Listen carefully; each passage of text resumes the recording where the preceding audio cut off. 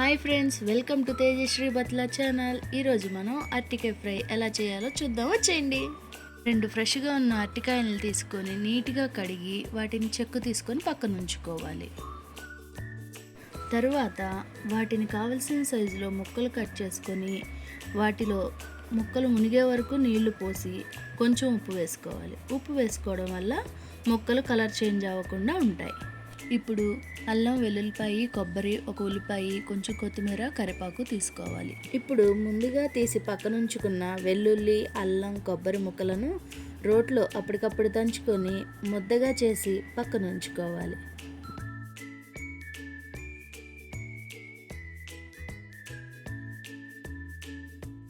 తరువాత స్టవ్ వెలిగించి కళాయి పెట్టుకొని 2 స్పూన్లు నూనె వేసుకోవాలి. నూనె కొంచెం హీట్ అయ్యాక తరిగి పెట్టుకున్న ఉల్లిపాయ వేసి బాగా వేగనివ్వాలి. ఇప్పుడు ఉల్లిపాయ వేగాక అరటికాయ ముక్కలు వేసుకోవాలి. వాటిని కొంచెం సేపు మగ్గనివ్వాలి. ఆ తరువాత రుచికి సరిపడా ఉప్పు, కొద్దిగా పసుపు వేసుకొని కలుపుకోవాలి.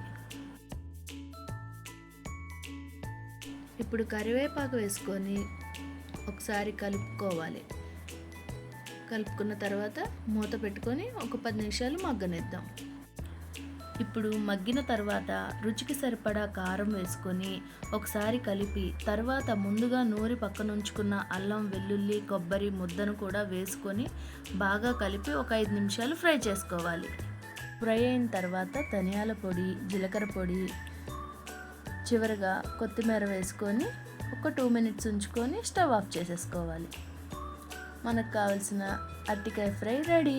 మరొక వీడియోతో మళ్ళీ కలుద్దాం. Please subscribe. బాయ్.